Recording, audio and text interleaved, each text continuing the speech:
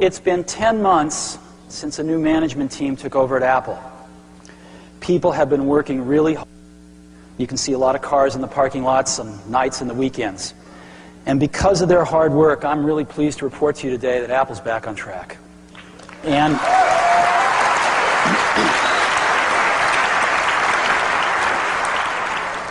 And because of this, with the foundation this gives us, we're going to announce some great new products today. And we're even going to roll out the whole product strategy today. We do that. I just want to spend a few minutes and take you through some examples of how Apple is back on track. The most important thing, of course, is people. Apple's got now a very wise board of directors. Apple's got a very strong senior management team. I would hold the senior management team at Apple up against any other in the industry. But most important, Apple's got some very talented employees. Just incredibly talented people. And when you have great people, the most important thing is to not lose them. When I came back to Apple last summer, Apple was losing a lot of them. The attrition rate annualized was 33%, which meant that if Apple kept losing people at that rate, in a year, a third of them would be gone. And I'm very pleased to say that 10 months later, the attrition rate is 15%. And that is under the Silicon Valley average today. And that's a very good sign. And part of that is because people now see how Apple can win again. Another part of that is because we've made Apple a much more entrepreneurial place. All of the key employees have lots of stock options. Another key thing that we've done is distribution. We've made a lot of changes in the way Apple distributes its products, a lot of tune-ups across the distribution system. And of course, one of the bigger ones was at the national level, partnering with CompUSA. They're the biggest, and they decided to reinvest in Apple, and it's worked out great. As you know, they put an Apple store within a store in each of their approximately 170 stores throughout the US.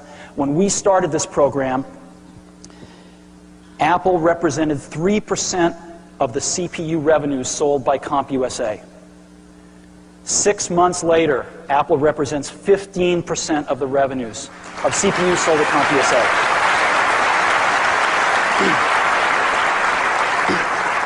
Another area that we can gauge to see Apple's health is the internet.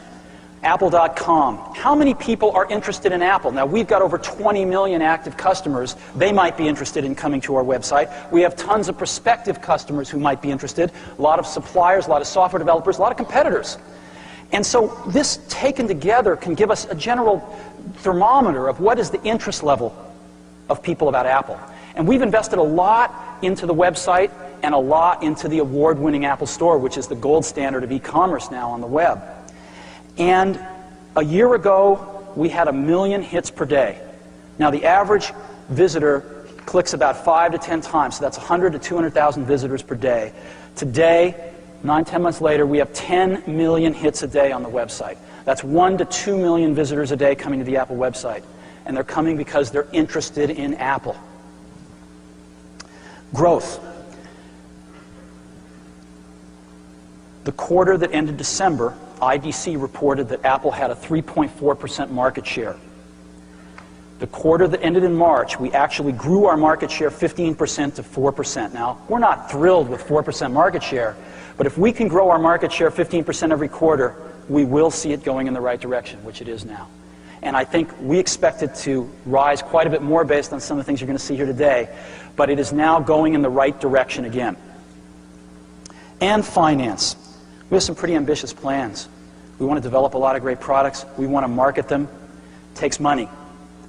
And our customers need to know that Apple's going to be here 10 years from now. Well, we were able to turn the company around to profitability. The first quarter, the management team was in place. And the quarter ending December, Apple turned a profit of $47 million. The last quarter, we turned a profit of $55 million. So the company has made over $100 million in the last 6 months in a very turbulent time in the industry when other companies are breaking even or even losing money. And I think that's a great accomplishment for the company. In addition to that, the company is growing cash. We increased the cash to $1.6 billion by adding $100 million in the quarter that ended December. And for the last quarter that ended the end of March, $200 million more was put in the bank. This is really important. And lastly, last July, if you took the number of shares outstanding and you multiplied it by the stock price, the company was worth $1.8 billion. We've added $2 billion to the worth of the company since then, and I think it's just getting going. So these are some indications about how Apple is back on. So we went back to Business School 101, and we said, what do our customers want in our products? What kind of products do they want? And they wanted two fundamental kinds of products. They wanted consumer products and they wanted pro products. Our design and publishing customers primarily wanted the pro products. Our education customers primarily wanted the consumer products. But they also wanted two different kinds of each one, desktop and portable. And we looked at this and we said, now, this looks pretty simple, but we couldn't find a way to come up with anything else that captured what they wanted as succinctly and as clearly as this. And we said, finally, this is it.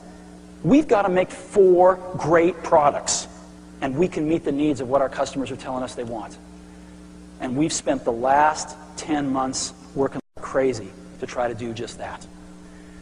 So the first one was the desktop pro product, right? The core of our publishing market. And of course, we introduced that product in November based on the G3 chip. It's a Power Macintosh G3. And we've had exceptional success with this product. We've sold over 500,000 of these in the first 6 months of the product's life, making it the most successful new Mac in Apple's history.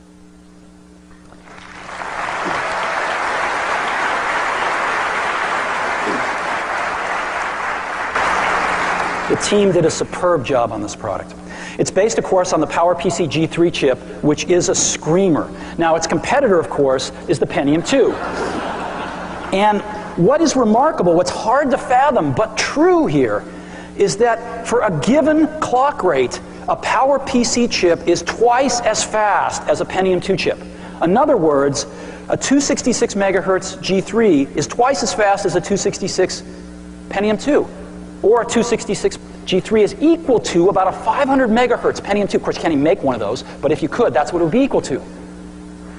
A 300 megahertz G3 chip is equal to a 600 megahertz Pentium 2. Now, how do we know this? We know this not only by using the systems, but we got the best independent benchmark there is, which is Byte Magazine's Byte Marks.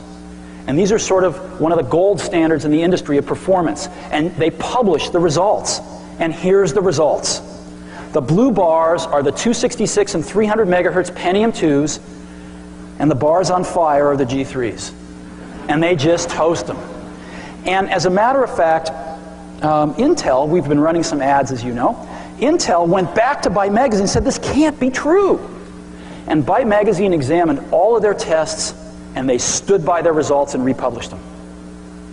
Now, Intel has since come out with a 400 megahertz Pentium 2. How does that stack up? Not much better. Not much better. And so, when we run these ads, they're very effective in our testing.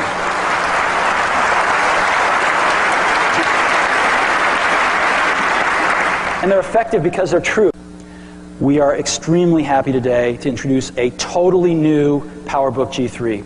This thing has been redesigned from the processor to the keycaps, and it is going to set the new gold standard for portables out there. It is hot.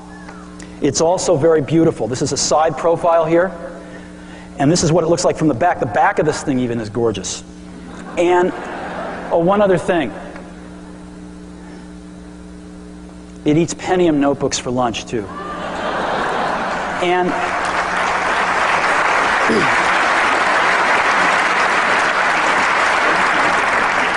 it's got options on displays. It's got a 12-inch display that's 800 by 600, same as the high-end Apple portables do now. But it goes further. For the first time in Apple portables, it goes beyond 12-inch displays to a 13-inch 1024 by 768 display, and that same resolution in a 14-inch display. 12, 13, and 14.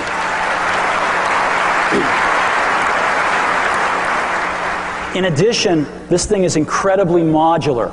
It's built with these two bays. And so you can put one battery or two batteries in. Each battery gives you 3.5 hours of battery life, so you can have up to 7 hours of battery life with two batteries. You can also put in a floppy disk drive, a CD-ROM, a DVD-ROM drive, or a third-party zip drive in there, and the bays are all hot swappable. The batteries are designed with a special feature. Just push a little button, it tells you exactly the state of the battery, whether it's in or out of the computer, and it's got the best keyboard of any portable we know of out there. Now, this thing is powered by a G3 chip, so it is a screamer. And it comes in 33, 233, 250, and 292 megahertz. So we're putting our fastest chips into these things, which we can do because ours don't draw very much power, and you don't have to fry an egg on them. And so we went out and said, okay, how does this stack up against the other Pentium notebooks out there? We found the fastest Pentium notebook you can get. Matter of fact, they're really hard to get because they can hardly make them. And we had one flown in special. This is the latest, greatest one, a 266 megahertz P2. And these are the byte marks, right? 3.9. Let me show you the 3-speed ranges of the new G3 PowerBooks.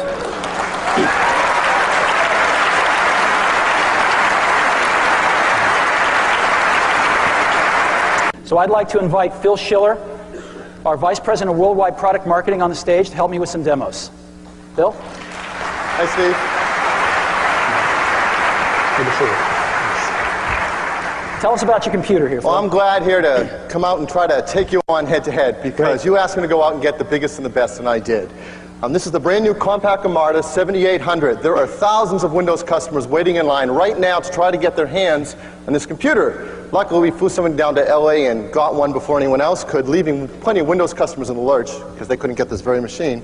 It's got a Pentium 2, the new mobile Pentium 2, 266. That's the fastest speed it runs at. It's just been announced, just come out. It has a 512 backside cache. It has advanced graphics port, AGP from Intel, with very fast 64-bit graphics. So this has the fastest processor, the fastest notebook graphics, and Compact's really excited to bring this to the whole Windows market. You can't get much better than this. I'm scared. So we're just going to have to find out. Now, up on this screen on your left, we have the Compact Armada. It's a $5,400 machine, as fast as you can possibly get. Pentium 2 266. In the middle, we have our new PowerBook G3 running at 233 megahertz. And on the far right, we have the G3 running at 292 megahertz. Of course, both of these machines are less money than the Compact. So let's go ahead. What we're going to do now is we're going to run two demos. The first is going to be a demo of Photoshop, what a lot of our customers like to do and have been dying to do on a fast portable. So we've got Photoshop here, and we've got exactly the same file on all of these computers. The file has got 40 Photoshop actions in it that happen automatically, and it's about 27 megabytes. Exactly the same file. So we're going to get this queued up on all three machines, and we're going to have a bake-off here. And Steve, this is a great demo because even a lot of the Intel people show off Photoshop to take advantage of the fast MMX processing in the Pentium 2. So same demos Intel does, we can do cross-platform. All right. You ready to go? Sure. 3, 2, 1, go. Here we go. We're racing through those 40 actions right now. Compositing, cropping, throwing on blurs, doing the types of actions Photoshop customers do every day. Boy, the 292 is really in the lead here. Let's see. Done. 292 is done. 233 is getting close. Done. And Godfrey, your Pentium there is still entertaining us. I think I can. Fastest Pentium notebook in the world, ladies and gentlemen. And it's almost done. It's done. Yay! Okay, our second demo is we've got Macromedia Director here. And Macromedia Director is used by a ton of our customers for multimedia presentations on the road as well. And we've got, again, a 30 megabyte director file, not that big, and it is exactly the same file on all the machines. So we're simply going to play it on these machines.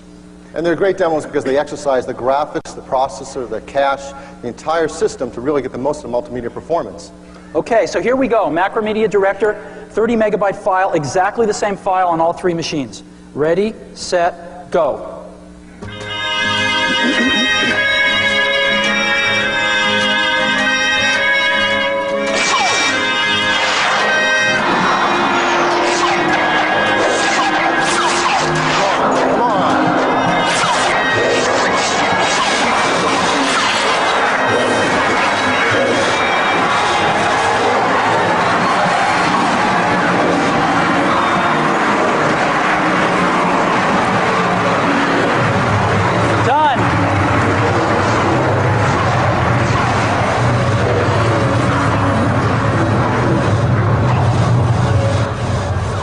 Done.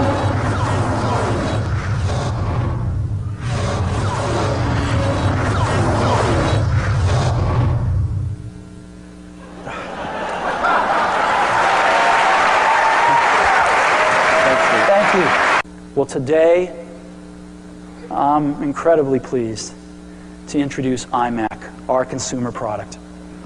And iMac comes from the marriage of the excitement of the internet with the simplicity of Macintosh. Even though this is a full-blooded Macintosh, we are targeting this for the #1 use that consumers tell us they want a computer for, which is to get on the internet, simply and fast.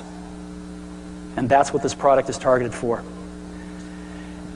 I also mean some other things to us. We are a personal computer company, and although this product is born to network, it also is a beautiful standalone product. We're targeting it also for education. They want to buy these. And it's perfect for most of the things they do in instruction. It's perfect for finding tremendous source of information over the internet. And we hope, as you see the product, it will inspire us all to make even better products in the future. So we think iMac's going to be a really big deal.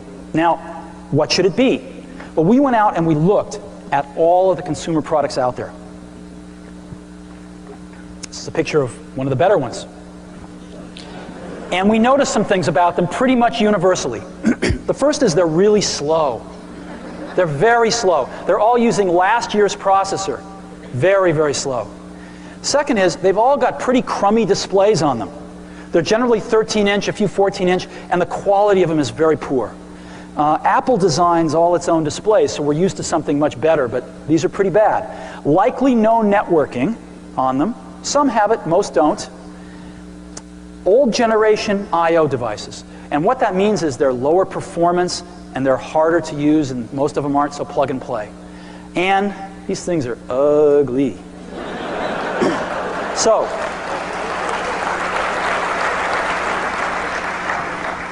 let me tell you about iMac. We decided to make this thing fast.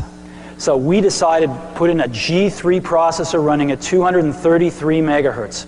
We debated this quite a bit because there were cheaper, slower things we could have used, and we said, no, this has got to be the computer that we want on our desk too. A G3 running at 233, and we didn't forget the cache. It's got a 0.5 megabyte L2 backside cache, and this thing screams, as you'll see in a minute. On displays, we said, what is the largest display that you'd ever want in one of these in a consumer computer? And the answer to us was a 15-inch display running at 1024 by 768. Let's go ahead and build in the best in every product. And let's have our display engineers engineer it, and it's gorgeous. It is an Apple quality display that we are very proud of. Let's go ahead and put a lot of memory in this thing. 32 megabytes standard. It's expandable to 128. 4 gigabyte disk drive, 24x CD-ROM. And let's build in a lot of communications. This thing's got 100 megabit Ethernet as standard. Now why? Because a lot of our education customers want to put these high-speed networks in, and because we're seeing it in homes. Approximately 10% of the homes in Silicon Valley now have class 5 wiring in them. We're starting to see lots of home networks emerging. A fast modem, and also 4 megabit infrared built in. You want to beam your digital photographs in from your digital camera, built into every product. We are going to the new generation of I/O. 12 megabit universal serial bus, 2 ports. We're leaving the old Apple I/O behind. Stereo surround sound built into every product, and a great, great keyboard and mouse. Now, this is what they look like today. And I would like to take the privilege of showing you what they're going to look like from today on. This is iMac.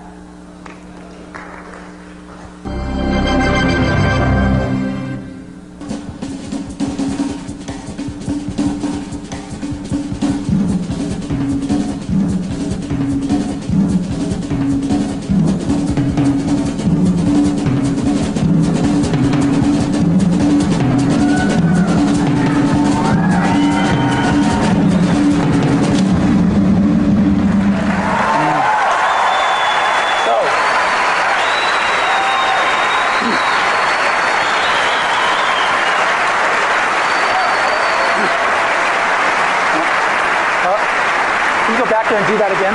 Go back and come back.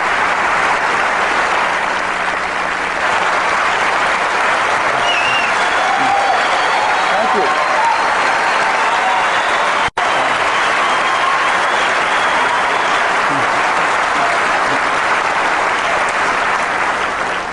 So if I can get this screen switched over, we've got a wireless camera here, and I'd like to show you what this thing looks like. Come on in. You got to see this thing in person, but I'll do the best I can with video. This is iMac. The whole thing is translucent. You can see into it. It's so cool. We've got stereo speakers on the front. We've got infrared right up here. We've got the CD-ROM drive right in the middle. We've got dual stereo headphone jacks. We got the coolest mouse on the planet right here. Come on around. All of the connectors are inside one beautiful little door here, the Ethernet, the USB stuff. Around the back, we've got a really great handle here. The back of this thing looks better than the front of the other guys, by the way. And then around the side. So let's take one more swing around it so you can see. This is what it looks like. And again, you've got to see one of these things in person. Great.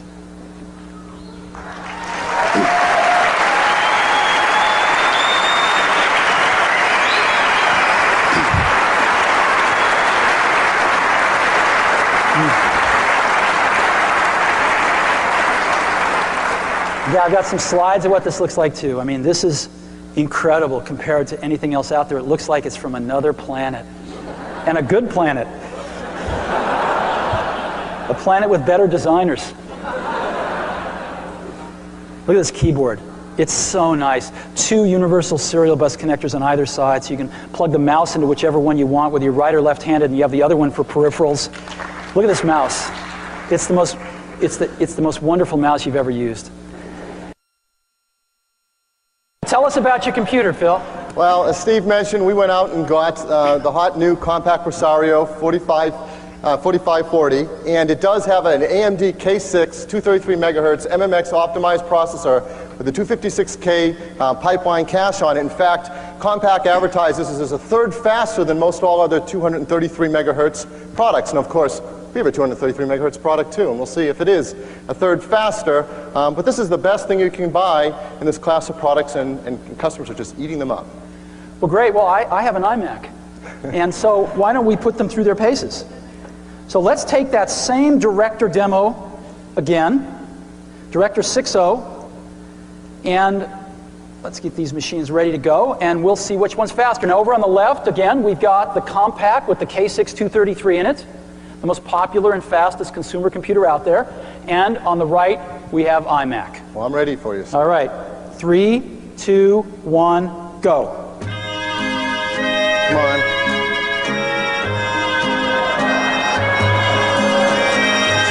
It's playing.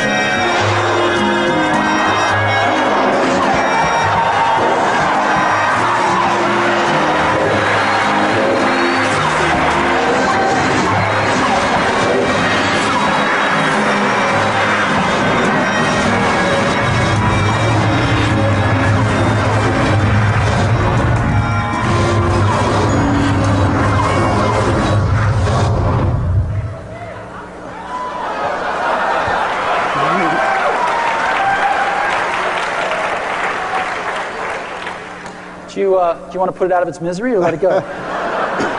Yep. And I got the fastest consumer product you can buy at any price. It's the brand new Pentium 2 400 megahertz MMX processor and the compact Presario 4880. And over $2,500, that's without networking. There's no networking that comes with it, and that's without the monitor before you add that. So when you add those things, it's over $3,000. And this thing has a 100 megahertz memory bus, a half a mega pipeline cache, 2x accelerated graphics port graphics, so it doesn't get any bigger or badder than this. Well, I have an iMac. So we've got the consumer K6233, the fastest, meanest, baddest Pentium 2 you can buy, 400 megahertz, and iMac. All right, Phil. 3, 2, 1, go.